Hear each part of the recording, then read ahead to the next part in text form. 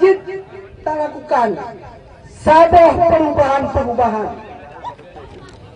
perubahan sabah piagam gerak katanya, piagam matlamat politik katanya orang Aceh pasca MOU Helsinki. Matlamat tujuan visi misi orang Aceh dengan MOU Helsinki hanya sabah.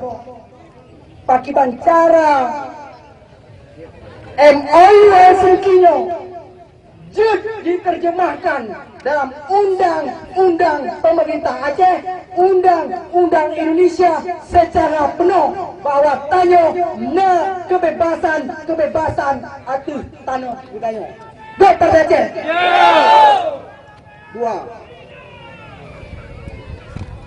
Dua kepentingan kita dulu. Hai yang lain.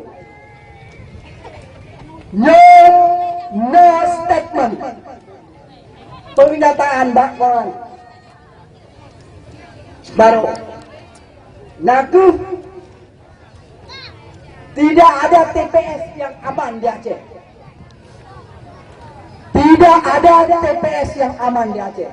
Ingat nih. Tanya tanggung jawab ayo aman TPS. Tanya tanggung jawab yang rakyat beraman pemilunya. Baik sampai ditanya termasuk ulung-ulung yang memprovokasi drogro. Tanya han akan tak lakukan intimidasi. Tanya han akan tak lakukan tindakan-tindakan tercela lain terhadap partai-partai yang lain. Tanya han lakukannya. Bahkan karena Getanyo tak tepu, Getanyo akan menang.